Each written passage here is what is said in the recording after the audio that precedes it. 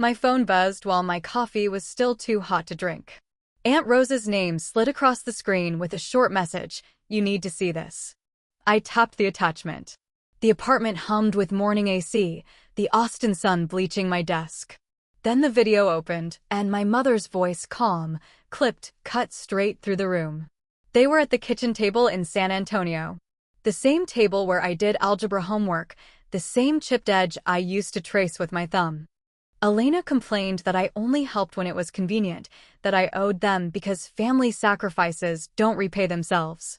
Daniel smirked like the camera loved him, bragging that he kept things afloat while I acted like I was doing them a favor.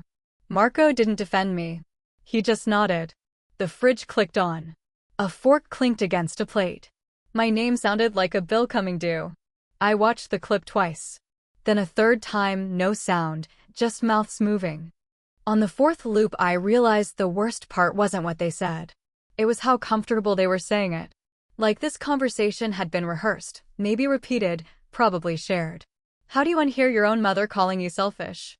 I pressed pause and stared at the frozen frame, Daniel's smile mid-curl, Elena's hands folded like a prayer that forgot God. My heartbeat slowed. Shock softened into something sharper. Not anger. Not yet. Just clarity wearing a clean coat. There was a reason I'd never told them about Horizon Haven.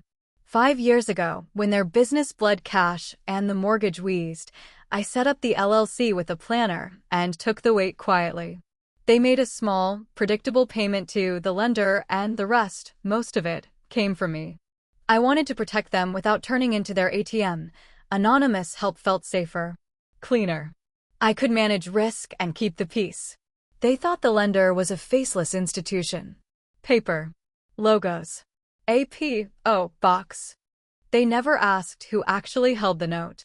They never looked beyond the monthly portal, the transactional clicks, the automatic emails that sounded like robots. The video kept playing. Elena said I loved attention. Daniel laughed. Marco sighed and said nothing. When my name came up again, my chest tightened in that old, familiar way, the one I used to mistake for love. I remembered every time my tech job was called cute, every Sunday dinner where Daniel's real business earned applause, while my wins were treated like lucky weather. Be a team player, they'd say. Meaning, be our safety net and don't ask questions. I swiped back to Rosa. I saw it. Thank you. 3 dots appeared, then her reply, there's more. Screenshots. You should have them. I felt my pulse in my wrists. Not fear this time, something steadier. I opened a secure folder on my laptop, dropped the video inside, and labeled it with the date and time. Then I pressed play again, listening closer, catching the small things, the scrape of Daniel's chair, the way Elena couldn't say my name without rolling her eyes, Marco's silence blooming into consent. They wanted more from me. More money. More apology. More proof that I understood my place. I stood by the window and watched a blue bus slide past the cedar trees. The city sounded awake, distant horns, early laughter, a dog complaining 2 buildings over. I breathed in and held it, counting to 4, letting the air burn a little. If this was how they truly saw me, then I'd finally see them clearly too. I smiled, small and private. Not because it felt good. Because it felt true. They were terrified of losing the house. They had no idea who the bank really was. I didn't stumble into being their bank. I built it quietly. 5 years ago, San Antonio felt tired and sticky, like the air had weight. The phones at my dad's agency barely rang. Deals fell apart over inspection reports and financing hiccups. Daniel called it market headwinds. Clients called asking for refunds. My mother called me. Family helps family, she said. You're good with computers. We need real help. They wanted me to join the business. I offered numbers instead of hours. That landed like an insult. Daniel was the real business mind, according to every Sunday dinner. My career? A cute hobby with a 401k.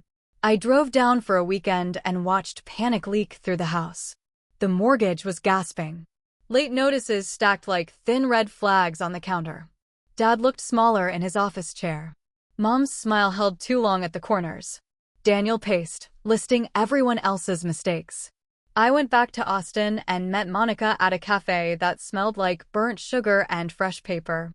She listened, asked surgical questions, and sketched a clean plan. We form an LLC neutral, boring, professional. Horizon Haven. Horizon Haven purchases the house and refinances the note under terms you control. Your parents make a modest monthly payment to the LLC, just like a lender. You cover the rest, quietly, predictably, with guardrails. It wasn't charity. It was structure. A way to honor love without bleeding out. I wanted something that could stand even when feelings wobbled. Would you have done the same? We moved fast. Monica set up the entity, the portal, the dull gray email address. I learned more about escrow than I ever wanted. We found a notary who didn't mind weekend work. My parents signed stacks of paper they pretended to understand. Daniel skimmed and tried to project confidence. Dad didn't read much. Mom asked if we could keep it simple, then signed anyway. The new payment hit the next month. Their part was small, manageable, even with the agency stumbling. Mine was not. About $6,200 every 30 days, set to auto-draft like a pulse. I built scripts and reminders, tested the portal, and watched the first confirmation email land like a soft thud in my inbox. I named the folder House Legacy. It felt noble at the time. The first year was a blur of spreadsheets and silence. When they talked about stress, I listened and kept my mouth shut. When they bragged about turning the ship, I sent them heart emojis and refilled the reserve account. At Christmas, Mom toasted Daniel's leadership, and I clinked my glass without tasting anything. I stayed invisible by design. Anonymous help meant fewer arguments. No open bar effect. No every month is an emergency performance. Horizon Haven sounded like a place, not a person. A horizon is where distance lives. That was the point. Still, I wasn't careless. Monica and I wrote everything with seatbelts and airbags. Interest calculated cleanly. Late fees capped and fair. Notices automated, polite, and boring. I never wanted power. I wanted peace that didn't depend on their moods. On signing day, when the notary packed up her stamp, Mom hugged me in the hallway and whispered that she knew I'd come around to helping family. She thought I'd finally learned the lesson. I smiled and said nothing. The lesson I learned was different. Help is safest when it's accountable. Months turned into seasons. The agency never fully recovered. Daniel kept saying the right month was just ahead. Mom kept praising his grit. Dad kept nodding through numbers he didn't check. I kept the machine humming, my deposits, their smaller payment, the careful line between love and liability. There was one more line, tucked near the end of the loan packet, written in the kind of language people skim past when they're tired. I treated it like a fire extinguisher behind glass. Break only in emergency. Pray you never need it. I hoped no one would ever notice. I hoped I'd never have to touch it. Then Rosa sent me that video, and the glass didn't look so sacred anymore. My phone buzzed again, Rosa, this time with screenshots. Subject line, Cruise Cash Talk. Apparently there was a family thread I wasn't family enough to join. I scrolled. Daniel typed that I barely contribute and do it for attention. Elena replied that I'm single, no kids, so I should step up like a good daughter. Marco dropped a thumbs up. The green bubbles felt like small knives. I kept reading until the screen blurred. Then I opened my laptop, wiped my palms, and launched the budgeting software that knows me better than anyone. Line by line, month by month, I tracked 5 years of transfers, Horizon Haven to the servicer, the quiet heartbeat of my auto drafts. $315,000 out. $61,000 in from them. The rest, the heavy middle, was me. My throat went dry. Not from shock. From confirmation. The numbers didn't judge. They just told the story. Another ping. Elena, on SMS now, inviting me to Sunday dinner because there was something important to discuss. I stared at the message until the white bubbles felt loud. Important usually meant more. More money. More proof that I loved them enough to go broke. I called Monica. Her voice was steady, the way good bridges feel under your feet. I told her about the video, the group chat, the math, the dinner. I asked her to walk me through the clause we tucked near the back of the packet, the one we wrote like a fire extinguisher behind glass. She pulled up the documents and read with me, line by line. Purchase option provision. Defined default. Notice period. Conversion on missed payment. In plain English, she said, if they fail to make their payment, Horizon Haven can exercise the option and take full title. From that moment, your parents aren't owners. They're tenants month to month under Texas landlord-tenant rules. Rent due, notices formal, everything by the book. I let the word sit. The AC sighed. Somewhere outside, a siren floated and faded. Tenants. My parents. In the house I saved. I didn't feel triumphant. I felt balanced. Like a scale finally decided to be honest. Would you have pulled the glass and reached for the extinguisher? Monica kept talking, timelines, best practices, empathy without self-betrayal. She reminded me the clause wasn't a trap, it was a boundary with teeth. We designed it because love without boundaries becomes debt. I wrote that down on a sticky note and slid it under my keyboard. Back in the screenshots, Elena floated a number. Ask Natalie for more, maybe a couple thousand extra a month. Daniel agreed, said I'd fold if they pushed the right guilt buttons. Marco added that the bank could be threatened because no lender likes drama. I almost laughed. They were planning to intimidate me by threatening me. I organized the evidence, Rose's video, the chat images, my payment history, into a tight, time-stamped folder. I labeled it House Truth. Insurance against gaslighting, against the script where I'm ungrateful for not drowning politely. Then I typed a short text to Rosa, got the screenshots. They're careful with words, but not careful enough. Thank you. She answered right away. Be careful Sunday. Record if you can. I'll keep collecting. I closed my eyes and pictured the kitchen in San Antonio, the lemon cleaner, the rooster clock that never kept time, the soft thud of the back door. I imagined sitting at that table while they asked for more, smiling like it was a gentle favor. I imagined saying yes, the way I always did. I opened my eyes. Instead, I pulled the loan packet onto my desk, set a fresh highlighter next to it, and reread the clause until the language felt like muscle memory. Missed payment. Notice. Option. Conversion. Tenant. It was all there. We hadn't hidden anything. They just never looked. Elena sent one more text, extra hearts, extra exclamation points. Can't wait to see you Sunday. We're so proud of you. Pride with a price tag. I breathed in through my nose, counted to 4, and typed back, see you then. I set a calendar reminder for the due date circled in red on their payment schedule. The next tick of the clock suddenly sounded louder, like the apartment knew something was about to tilt. Sunday dinner was coming. So it was the end of pretending I didn't know how the game worked. The house smelled like roasted chicken and lemon cleaner. Same beige walls. Same rooster clock that never kept time. Elena's hug was warm and rehearsed, a little too long, a little too sweet. A new gold necklace flashed at her throat like a signal. Daniel clinked plates with a showman's grin. Marco hovered, quiet, already somewhere behind his eyes. We ate. They asked about Austin traffic and computer things with careful interest. I answered in short, calm sentences. The knife scraped the plate, the air conditioner hummed a soft, obedient drone. My childhood chair creaked under me like it remembered every test I ever studied for. Halfway through dessert, the script arrived. Elena spoke about sacrifices, about how education isn't cheap, about family pulling together in seasons like this. Marco cleared his throat and floated the phrase crushing mortgage. Daniel leaned back and said fairness out loud, how my salary makes a little extra, not a big deal. The number appeared, clean and practiced, about $2,500 more each month. Only fair. Only love. Only family. I nodded slowly and kept my voice even. I said I would think about it.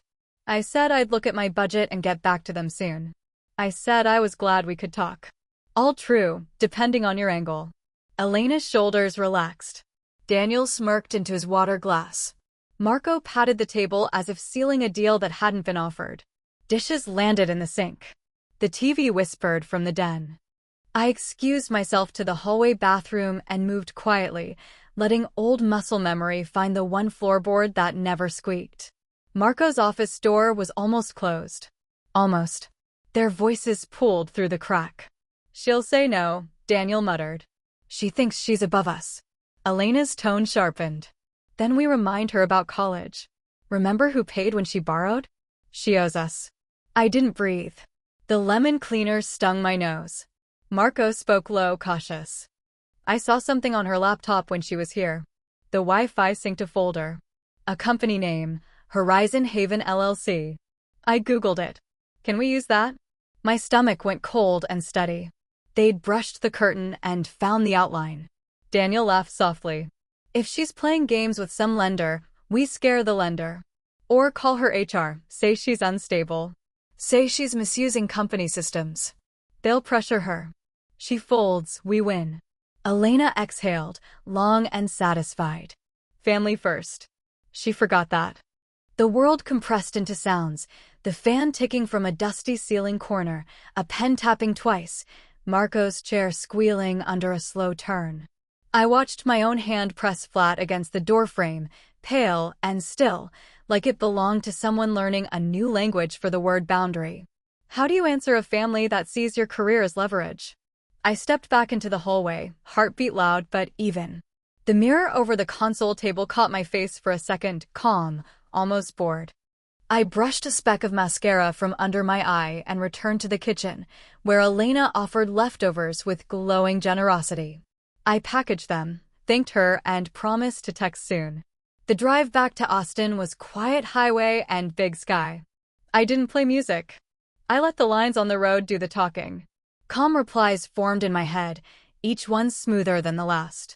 "I need to review my budget. Let me circle back with specifics." Neutral. Polite. Non-committal. I could wait. Patience is just strategy with manners. At home, I opened my calendar and dragged a red flag onto a date 6 days away, the exact day their next payment was due. I knew their balance. I knew the timing. I knew how grace period collapses into facts on paper. Monica's voice echoed in memory, boundaries with teeth. I wrote myself a single-line note and slid it under my keyboard, answer in 6 days. Then I drafted 2 emails. The first was a warm, vague reply to Elena, thanking her for dinner and saying I'd review everything. The second was to myself, bulleted steps, document links, a script for silence if HR called. I attached Rose's video and the cruise cash talk screenshots to a folder labeled Contingencies Family. I didn't feel dramatic. I felt prepared. I slept lightly, the way you do before a morning flight. In my dream, the rooster clock finally kept perfect time and nobody noticed. When the sun came up, I brewed coffee, opened our loan packet, and reread the clause with the patience of a surgeon. Missed payment. Formal notice. Option exercised. Title conversion. Tenant status. Rent due. Every word in order, every step clean. 6 days. I would let the clock speak for me. I answered their texts with soft edges and no promises. Reviewing my budget. Give me a few days. Neutral words, steady punctuation. The trick was tone, polite enough to lull, firm enough to buy time. Meanwhile, every click on my laptop sounded like a lock sliding into place. Monica had already shared a secured folder labeled if needed. Inside were draft letters, notice of default, option exercise, conversion to tenancy, rent schedule, even a template for eviction if it came to that. The documents were boring on purpose. Boring wins in court. I read them twice, then once more out loud. Each paragraph felt like a spine. Elena texted again about how tight things are, sprinkling guilt with emojis. Daniel added layoff headlines like confetti, little reminders that my industry wasn't safe and that family is the only net that never tears. My thumbs hovered above the keyboard. I typed, I understand this is stressful. Then I stopped and deleted I'm sorry. I wasn't sorry. Not for breathing with boundaries. I closed messages and opened a blank document titled HR Context. The point wasn't drama. It was insurance. If they called my company, I wanted truth to arrive first. My fingers moved. I wrote what Rosa had shared, what I'd overheard in Marco's office, and how Horizon Haven functioned lawful, separated from my employer, financed from my personal accounts. I attached the video. I added the group chat screenshots. Time-stamped, unedited, labeled with calm clarity. I kept the language clean, almost boring. HR reads for risk, not poetry. Would you have warned your workplace before the storm you saw forming? The apartment air felt cool and clinical. I sipped water and heard my pulse slow. The countdown on my calendar blinked in red. 4 days. I drafted a short script for myself in case HR called. Facts first, feelings later, no oversharing. I saved the draft but didn't send it. Not yet. Timing mattered. Rosa texted, "Coffee? I have context you should hear." I met her at a quiet spot on South Lamar, where the milk foamer hissed like a small snake and the tables were just far enough apart for private truths. She hugged me once and didn't rush. "They snoop," she said simply, sliding into the chair. "They always have. With cousins, with me, with old neighbors. Phones, drawers, mail. If there's leverage, they use it. They call it knowing the family temperature. It's control. And Daniel's the worst student of that habit." I listened, feeling the shape of my past reorganize itself. It wasn't about me being ungrateful. It was about them being practiced. Rosa pulled out a folder, printed copies of the messages I'd already saved, plus a couple I hadn't seen. Daniel had floated the idea of showing up at my office by surprise. Elena liked the idea of giving HR the real Natalie. Marco mostly agreed with whoever spoke last. I felt heat rise, then pass. "Thank you," I said, "for telling me the pattern out loud." She touched my hand. "You've tried love their way for years. Try love your way now. They won't like it. That's not your job." On the way home, I recorded a quick voice memo to myself. Stay clean. No threats. No sarcasm. Let paper carry the weight. I sent it to my own inbox, subject line, "In case the heart forgets." Back at my desk, I built a tidy index. 1. Loan packet and option clause. 2. Payment history. 3. Bounced messages from their bank, if any. 4. Video and chat logs. 5. Draft notices and service timelines. 6. HR context unsent. Every item had a folder. Every folder had dates. Dull beats loud. Elena called and left a voicemail. 8 minutes of soft pressure. Sacrifice, family honor, Daniel's effort, my capacity, and a closing line that almost worked. "We raised you. This is how you say thank you." I breathed through my nose, counted to 4, then to 8. Gratitude isn't a contract. Childhood isn't collateral. I replied by text. "I appreciate dinner. Please give me until Friday to review everything and reply." She liked the message. Then she sent a heart. Then another. Push, pull, sugar, salt. Monica checked in that evening. We screen shared and moved through each document like two surgeons agreeing where to cut. She reminded me that notice must be formal, delivery verifiable, tone professional. She reminded me to keep personal and corporate funds separate, no blurred lines. She reminded me I could choose compassion without choosing chaos. When the call ended, I printed the notices on crisp paper and slid them into pre-addressed envelopes, unsealed, waiting. On the desk, they looked like sleeping animals. I opened the HR draft again. The cursor blinked where my signature would go. I pictured Daniel smiling into a phone, confident he could spin a story to a stranger. I pictured a receptionist saying, "Let me transfer you to HR," then a distant click. I added one paragraph. A clear request that any inquiries about my character or alleged misconduct be routed to legal or to me directly. I included my personal number and the best times to reach me. I asked for confidentiality consistent with policy. No drama. No panic. Just posture. The night stretched thin. The city quieted. I stood at the window and watched late joggers move under streetlights like slow comets. My reflection looked steady. New, but steady. At the kitchen counter, I packed Rosa's printed messages into a flat envelope and labeled it with today's date. I slid it next to the unsealed notices.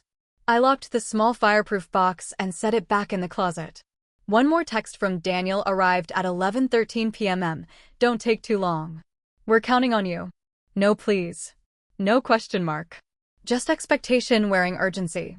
I turned off notifications, placed my phone face down, and let the apartment breathe without me. In the quiet, I could hear my own voice again.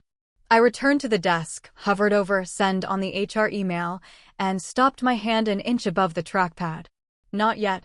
The timing should land like a thud, not a whisper. I saved the draft and closed the lid. 3 days. If they missed, paper would do the talking. The alert hit my phone at 1:12 a.m. Transfer failed. Reason: insufficient funds. I lay still, listening to the air conditioner breathe. Then I sat up and read it again. Elena and Marco had tried to send their portion to Horizon Haven. The bank bounced it before it ever touched the ledger. No drama. Just math closing a door. I forwarded the notice to Monica with a single line, "Received tonight."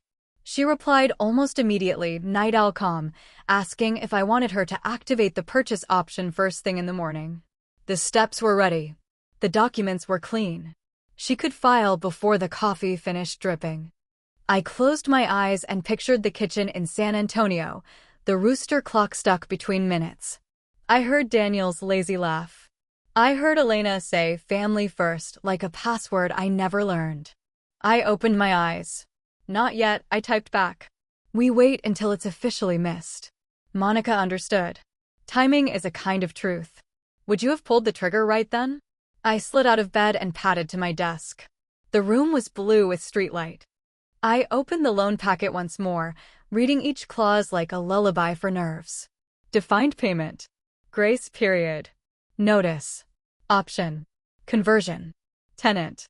It wasn't a trap. It was a staircase built for bad days. By morning, the message from the bank sat beside a second one, their account still overdrawn. I made tea, not coffee. I wanted clarity without speed. At 9:04 a.m., Monica called and we walked line by line through the documents as if nothing could rush us. She reminded me where signatures lived, where dates anchored, which envelope labels kept service squeaky clean. She mentioned how, on the original signing day, Marco barely read anything at all. Desperation makes eyes skip. I felt that old ache pass through me and out. I was done cushioning. Late afternoon, I turned to the other front, the one Daniel thought he could weaponize. I opened the draft to HR I'd written and rewritten until every sentence wore a suit. Subject: context regarding potential family contact. I laid it out without theater. Horizon Haven is my personal LLC. It's separate from my employer. No company resources are used. There is a history of relatives applying pressure for money. Attached are a short video and screenshots collected by a family member. They show clear intent to contact HR with false claims. I asked for confidentiality consistent with policy and offered to speak anytime. I attached Rosa's recording and the crew's cash talk thread. I added a timeline and a one-page summary of the mortgage structure, no jargon, no edges. I read it once more, trimmed 2 adjectives, and took a breath that scraped a little on the way in. Then I click send.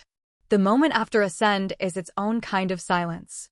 The cursor stopped blinking. The room felt taller. I wasn't scared. I was aligned. If Daniel called with his script, he'd be stepping onto a floor I'd already reinforced. I texted Rosa, HR informed. Thank you for the receipts. She sent a heart and the word proud. It landed like aloe on a burn. Evening pulled the city into softer shapes. I ordered something simple for dinner and ate at my desk, reading through the automation logs from Horizon Haven. The portal had already queued the polite, boring reminder emails. I paused them. No need to spook anyone yet. Let quiet do the work. Monica pinged, confirming plan, wait until grace period ends. Serve default notice first thing that morning. Exercise option same day. Agreed? I typed back, agreed. Please have the courier on standby. She added a note about delivery windows and a backup in case of a storm. This is why I hired her. She plans for weather inside and out. Around 10, I opened the envelopes I'd prepared days ago. I checked names, addresses, the certified mail stickers with their tiny barcodes. I placed the notice of default on top. The option exercise waited underneath like a quiet verdict. I thought about compassion and about performance. About how my family loved with strings that pulled like fishing line, thin, sharp, invisible until it cut skin. Compassion without boundaries had turned me into their invisible bank. Tonight, compassion wore a new face, letting consequences arrive on time. The apartment settled. Somewhere below, a car door thudded and a laugh drifted up the stairwell. I washed my teacup, dried it, and set it upside down on a towel. Small control. Small peace. Before bed, I wrote one sentence on a sticky note and stuck it to my monitor. Love is an obedience. Next to it, I added the date the grace period ended and drew a square around it. If they paid before the deadline, fine. We would reset expectations in daylight and on paper. If they didn't, the staircase would carry us where it always aimed. My phone vibrated once on the nightstand. A late text from Daniel. We should talk tomorrow. Urgent. I flipped the phone face down. I turned off the lamp, and in the dark I could hear the clock, steady and impartial, walking us toward morning. At 9 a.m. sharp, the system did what systems do. Notice of default sent.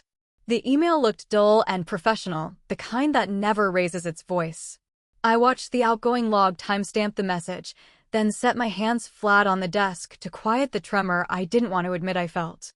15 minutes later my phone exploded, first Elena, then Marco, then Daniel, stacking calls like a drumline. I let it ring twice, then answered the one with my mother's name. Her breath arrived frantic and hot, words tumbling over each other. A bank was threatening them. A bank was making a mistake. I needed to fix it. Now. I stood and walked to the window, watching a pale cloud peel off the Austin sky. It isn't a bank, I said, level and slow. Horizon Haven is my LLC. Silence hit the lines so hard it hummed. In the background, a chair scraped tile. Daniel's voice spiked, disbelief, then anger, then something close to panic. Marco said my name like it was a code he'd misremembered. I kept my tone soft, almost kind. You missed the payment. The grace period ended this morning. Under the agreement you signed, I'm exercising the purchase option. Title transfers today. From this moment, your tenants, month to month, under standard Texas rules. First rent is due in about 30 days. Notices will follow. Everything is by the book. Elena's voice cracked into a whisper that wasn't gentle. You would do this to your parents? I looked at my reflection in the glass. Calm eyes. Straight shoulders. I did this for myself, I said. And for the house I've kept afloat for 5 years. I have the video, the group chat, and the plan you discussed about calling my employer. That ends today too.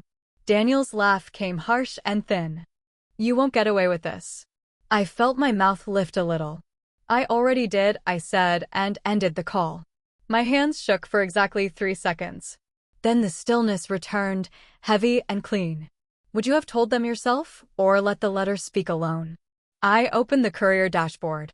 Executed option filed. County recording in queue. Monica's confirmation email slid into my inbox with the efficiency of rain on glass. Attachments winked, stamped forms, tracking numbers, service proofs. The machine was moving. I'd only pressed the starter. The next wave hit my email. Cousins I hadn't heard from in years, friends of family who only text at Christmas, even a neighbor from 2 houses over. Subject lines bloomed with outrage. How could you? Family first, be better, Natalie. Some were long sermons. Some were single-line accusations, the kind you type with your jaw clenched. I created a filter called Noise and let the messages slide into a quiet, quarantined folder. My phone lit again, a block of numbers stacking like a game. I toggled to settings and, one by one, pressed block on Elena, Marco, and Daniel.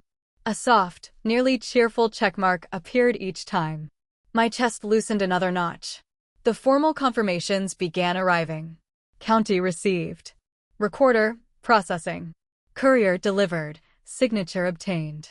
I forwarded everything to a fresh folder and to Monica, who replied with a neat list of next actions. Tenant notice packet, rent schedule, security deposit waiver I'd chosen months ago to keep it simple. No gloating. No heat. Just governance. Around noon I ate toast I couldn't taste and called Rosa from my balcony. She answered on the second ring. I told her I'd disclose the truth, that the option was exercised, that the calls had gone nuclear and then quiet. Her sigh was a rough blend of relief and sadness. I'm sorry it had to be like this, she said. I'm proud you did it anyway. Me too, I admitted, surprised to hear it out loud. Inside, my laptop chimed again. HR had replied brief, professional, appreciative. They'd logged my documentation, flagged any incoming calls, and looped in legal as I'd requested. They were available if I needed support. No drama, just a net built before the fall. I typed thank you and closed the thread. By mid-afternoon, the cousins' emails turned theatrical, caps, scripture, invented deaths.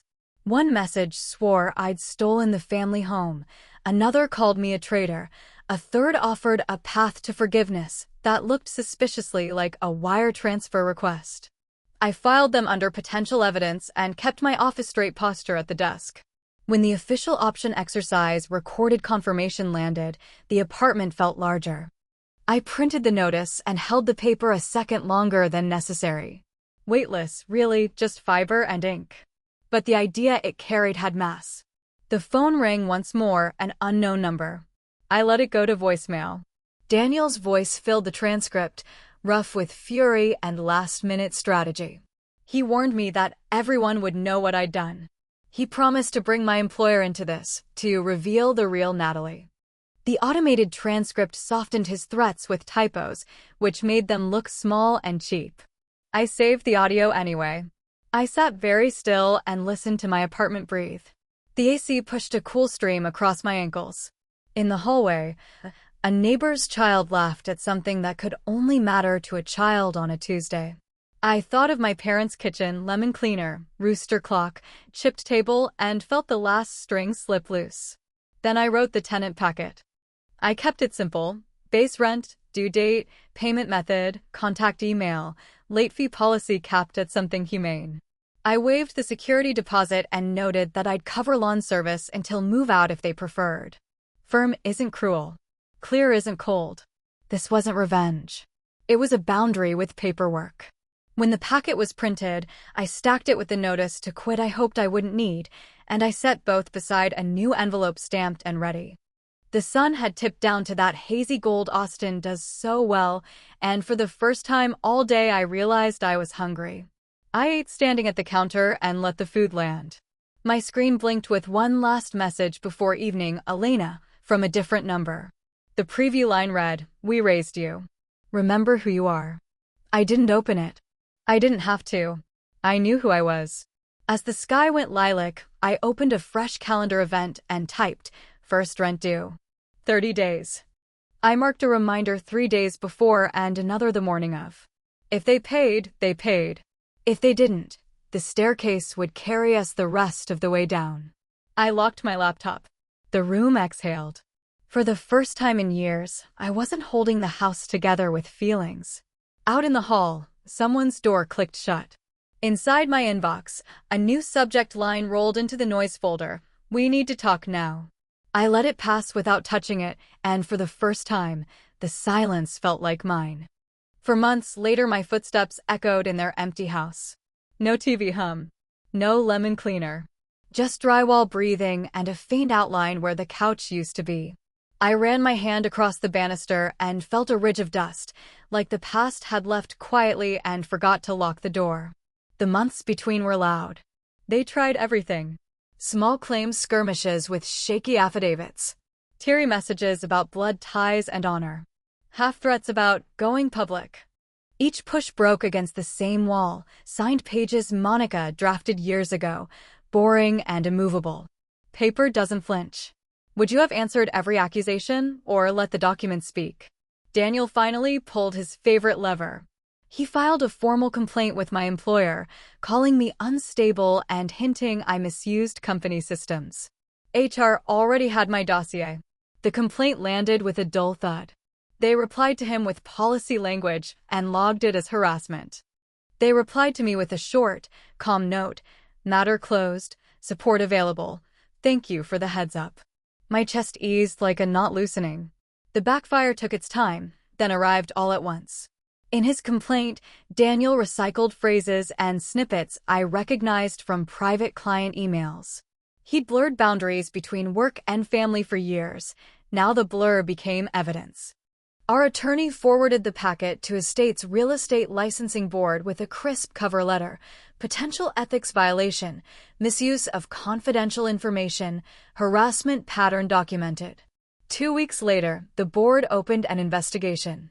The language was clinical and final. I didn't gloat. I archived it and went for a walk. That night, I checked his agency's profile and saw the stars start to drop, one review at a time. Former clients mentioned unprofessional conduct without details.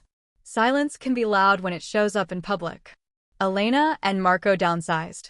The move-out notice hit my inbox like a sigh. They found a small rental across town.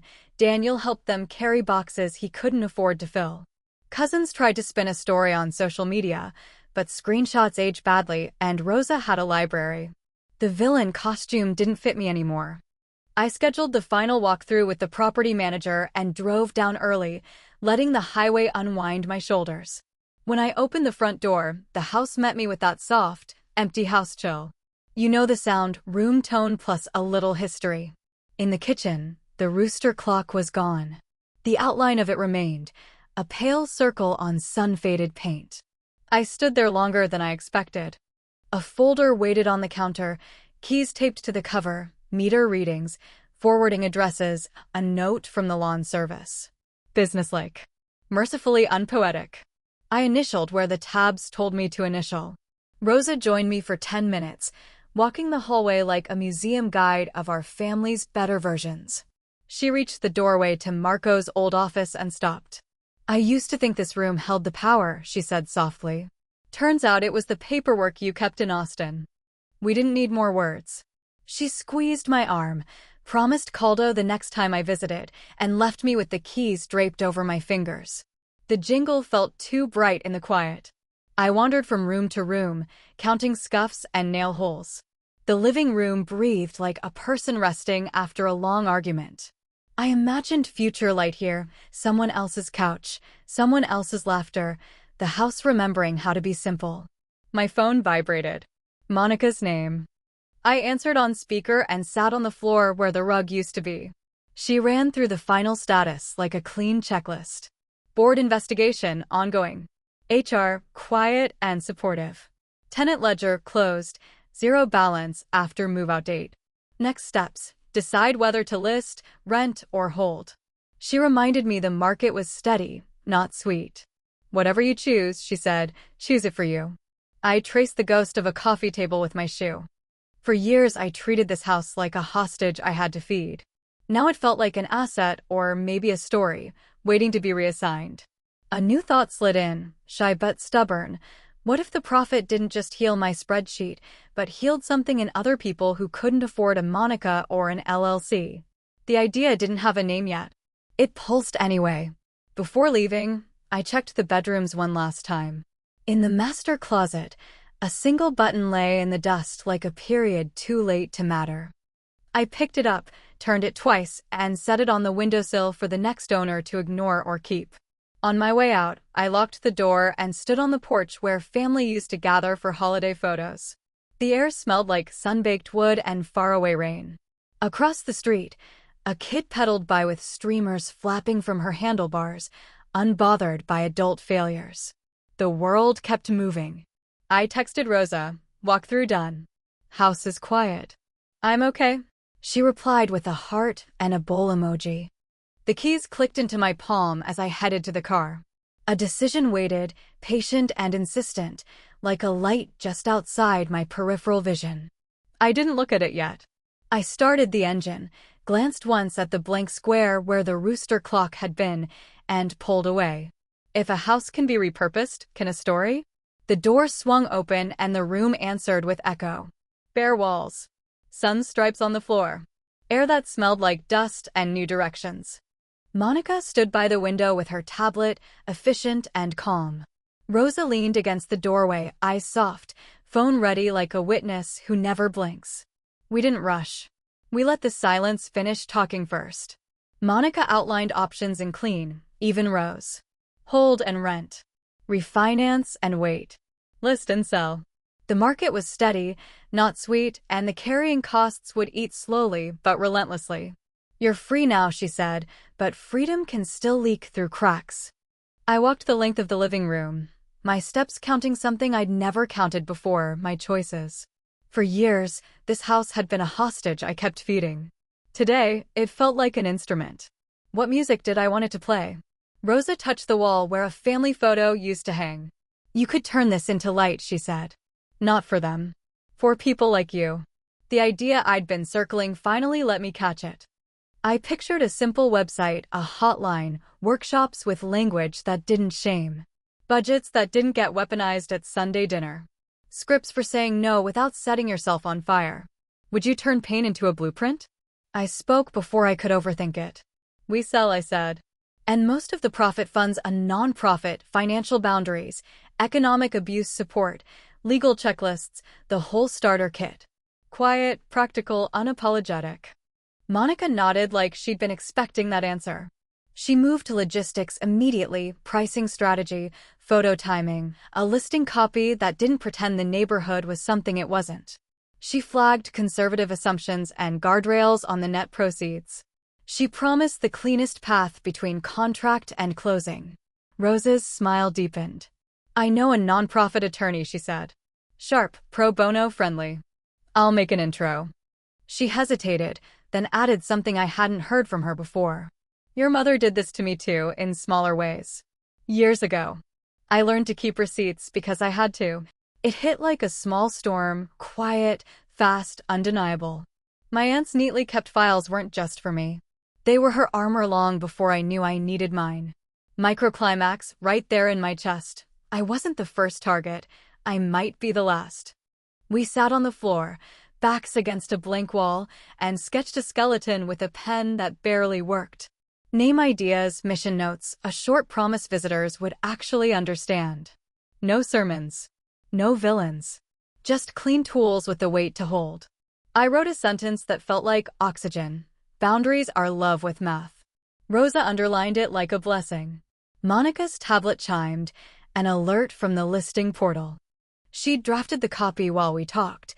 Sunlit living room, updated systems, honest commute times, no romance where facts should stand. We approved the photographer and set the go live for Friday morning. She cued a disclosure packet that didn't hide anything and didn't apologize either. I walked the hallway with Rosa, testing how the house sounded now. Without furniture, each step rang, a little cathedral in every room.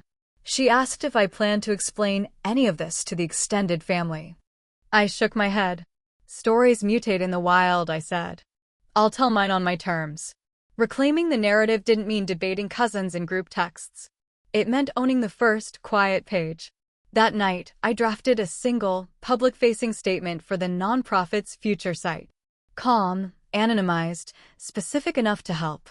I told the story like a weather report, conditions, patterns, probability of storms, how to prepare. No one needed names to recognize the temperature. 2 days later, the photographer moved through the rooms like a surgeon, removing shadows and clutter that weren't there. The listing went live at 9:01 a.m. Monica texted a link and 3 bullet points, pricing rationale, likely buyer profile, expected showing cadence. My stomach did a slow flip. Then it settled. Rosa forwarded the attorney's email. The subject line read, "Happy to help, great mission." We scheduled a call for early next week to walk through incorporation, bylaws, and a clean path to tax-exempt status. I made a checklist in language that felt like me. Name, board, bank, guardrails, launch. I left a blank line labeled first workshop date. The empty space glowed like a runway.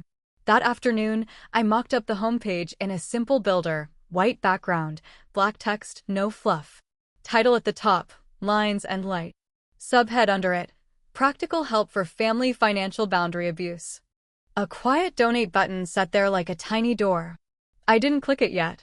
Rosa insisted on bringing over Caldo and sat at my kitchen counter while I adjusted fonts and spacing.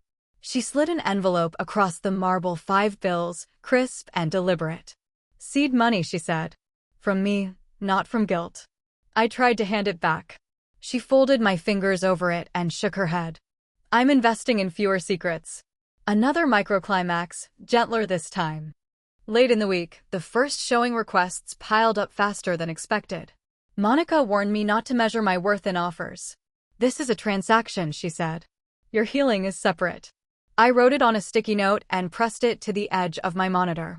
The cousins tried a final round online, but the post sounded hollow against silence that wasn't running away, it was choosing a different room.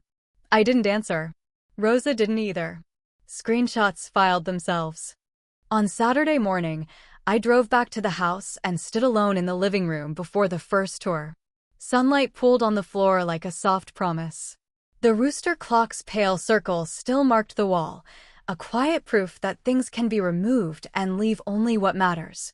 I locked up after the last agent and checked my phone. Monica had texted an update, 3 solid showings, 1 strong second look, all paperwork clean.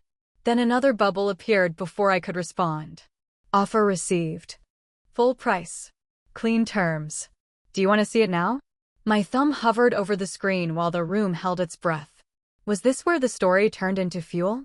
I read the offer twice, then once more out loud to the empty room. Full price. Clean terms. 30-day close. Monica texted. It's the one. I felt the yes rise, quiet and certain. I pressed accept and watched the screen flicker from possibility to plan. The next weeks moved like a metronome, title search, inspection, repairs that were more cosmetic than structural. I kept my schedule calm. Rosa sent soup and small jokes. Monica sent checklists that clicked into place with satisfying finality. No drama.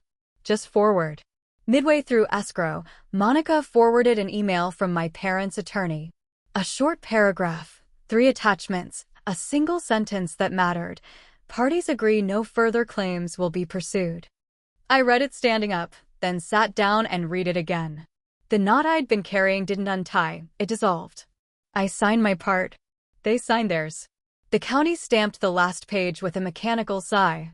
On closing day, I drove to San Antonio alone. The house looked smaller under a white sky. Inside, the room smelled like dust and lemon from a quick clean. I walked the path my feet knew, entry to kitchen to hall to the quiet square where the rooster clock once kept faith with no one. The buyer's agent arrived, cheerful and efficient. We checked the list, exchanged keys, and signed the final 2 forms against the kitchen counter. Her pen chirped across the paper. When she left, the door thudded and the silence returned like a favor. I stood by the sink and let memory run its reel. My mother's laugh when I was 8. My dad's soft curse over a broken cabinet hinge. Daniel flashbulbing through teenage bravado. Then the last year, the video, the plan, the staircase I'd built from paper and nerve. What do you owe the people who taught you to doubt your no? My phone buzzed. Monica's message was short, funds received. Transfer complete. Congratulations. Another followed. Proud of you. What's first? I drove back to Austin with an answer forming in the passenger seat. At home, I opened the nonprofit checklist and moved 2 items from someday to today. I set the initial deposit. I booked a small room at the library for our first workshop. I wrote the outline in plain English, scripts for hard conversations, sample budgets, legal guardrails, a section called How to Document Without Fear. Rosa agreed to run the receipts module like a quiet maestro. The board investigation into Daniel hadn't finished yet. I didn't look for updates. My story didn't need his ending to close. That evening, I met Rosa on my balcony. We ate caldo and watched the city dim itself.